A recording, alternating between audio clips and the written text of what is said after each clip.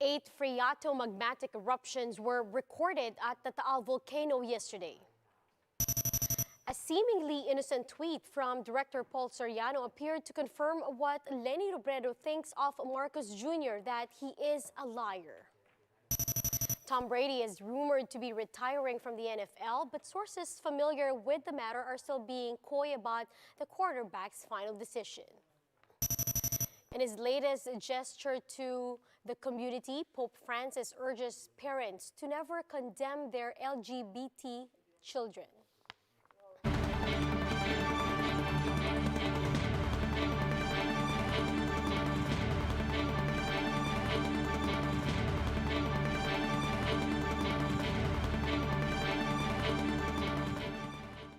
Fast, focused, and fearless. Here's everything you need to know to jumpstart your Sunday. I'm Riza Diaz. 8 very weak phreatomagmatic eruptions were recorded at the Taal volcano yesterday. PHIVOLCS recorded the phreatomagmatic bursts starting at 1:18 p.m. until 9:57 in the evening. PHIVOLCS said that these events were very short-lived, lasting only 10 seconds to 2 minutes. But the agency also reminded the public that Taal is still under alert level 2, which means gas-driven explosions and accumulation of volcanic gas may occur. Director Paul Soriano unintentionally reveals that presidential candidate Bongbong Marcos was not really in isolation when he skipped a COMELEC hearing about his disqualification case. In a Twitter post, Soriano was seen shooting a campaign advertisement with Marcos Jr. on January 8, indicated on the clapperboard in the photo. But on January 7, Marcos Jr. excused himself during the preliminary hearing of his case for supposedly not feeling well. In Marcos Jr.'s medical certificate, it stated that he was experiencing body malaise and congested or swollen throat on January 6. His counsel, Vic Rodriguez, also said that he was under isolation after being exposed to 2 COVID-19 positive individuals during this time. Isang-Bayan is set to announce their entire senatorial lineup in the coming weeks after initially endorsing adding Bayan Muna representative or chairperson Nery Colmenares' senatorial bid. Faith Del Mundo with the details. Opposition coalition One Sambayan has formally endorsed Vice President Leni Robredo and Senator Kiko Pangilinan as their presidential and vice presidential bets for the upcoming election. During the virtual proclamation, One Sambayan has also announced their senatorial slate, which includes 8 aspirants, with former Bayan Muna Congressman Nery Colmenares being the latest addition to the lineup. Former Senior Associate Justice and Lead Convener Antonio Carpio said that this is only an initial list and their senatorial slate is still open.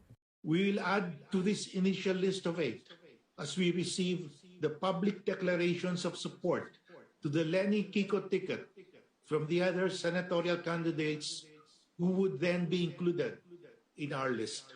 Carpio adds that the 2022 elections will be the battle for the soul of the nation as they vow to campaign for all their candidates. We see the May 2022 elections as the battle for the soul of the nation, a battle to prevent the return of those who benefited from dictatorship, plunder, and cronyism at the expense of the long-suffering Filipino people. In the same program, Colmenares also announced that he and Makabayan Coalition are now backing the candidacy of Robredo and Pangilinan. This despite Colmenares' non-inclusion in Robredo's Senate slate after choosing Labor leader Sonny Matula for the final slot. One Sambayan's virtual proclamation was star-studded with performances from the company, Mitch Valdez, Jim Paredes, Ryan Cayabyab, and other singers. The coalition also received 2 million pesos in donation, and they are open to more for the campaign.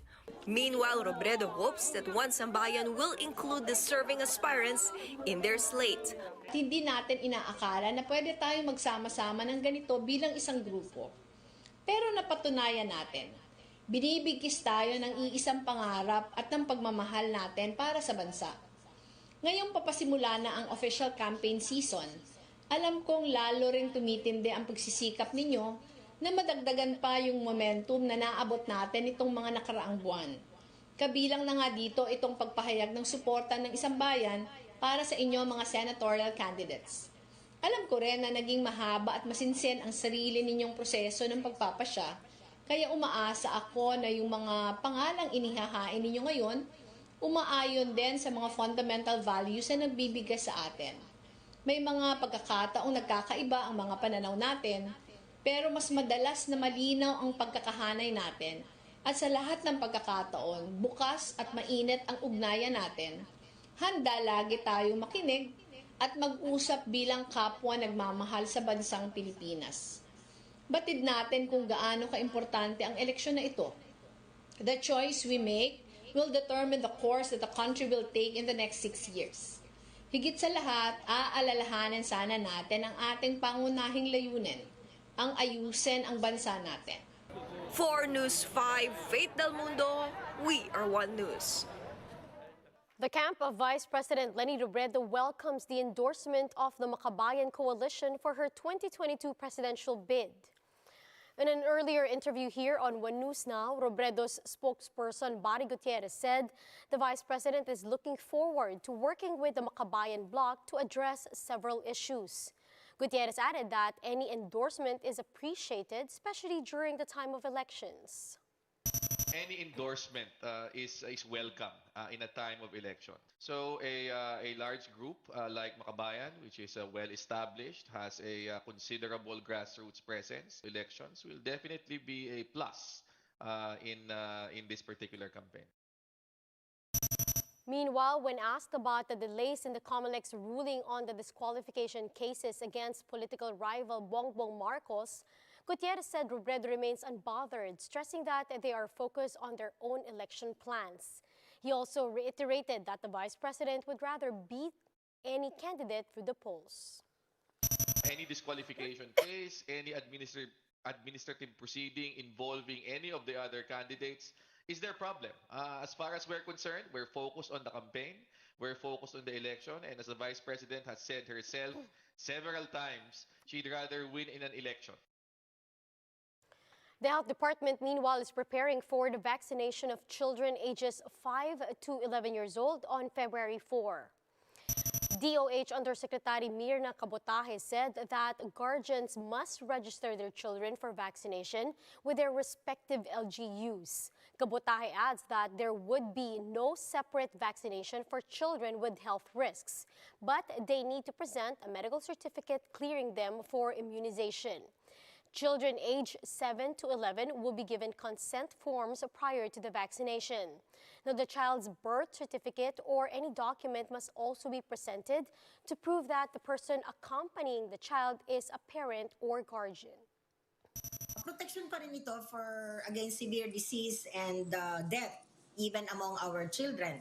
Tapos importanteng maproteksyonan sila. Safeguards na ito sa mga gathering. Alam naman natin in a few months or even weeks in some areas, mag-face-to-face na. We'll be back with more stories after the break. Keep it here on One News.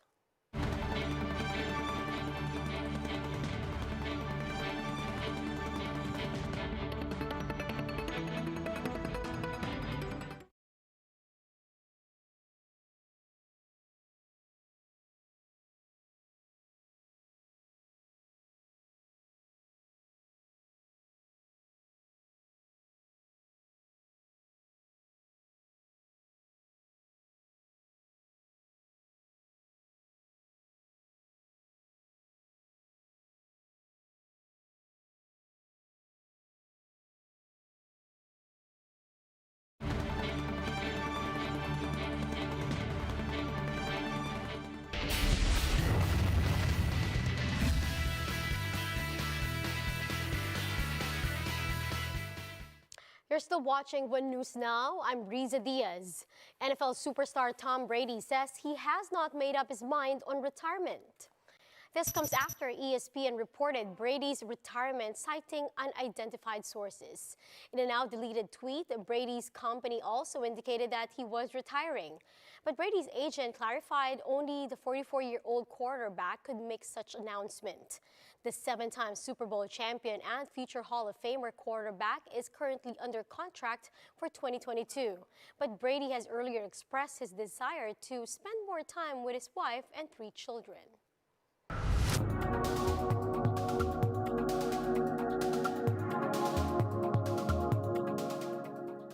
Pope Francis urges parents to accompany their LGBTQ+ children and never leave them in his latest gesture to outreach to the LGBTQ+ community. More details in this Bloomberg Quick Take. Genitori davanti ai problemi dei figli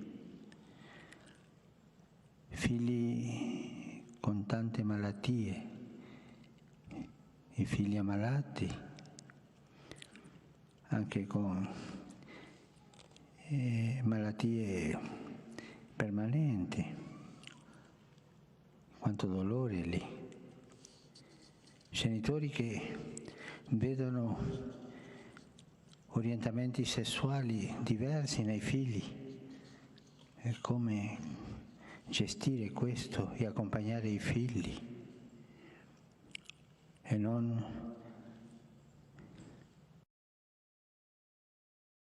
And those are the top stories of the hour. Join us later again at 9 in the morning as we continue to monitor the day's biggest stories. You can also catch One News on Signal Play app. Register for a free account now at www.signalplay.com and stream One News live anytime, anywhere. I'm Riza Diaz. Mask on, wash hands, and stay safe, Philippines. We are One News.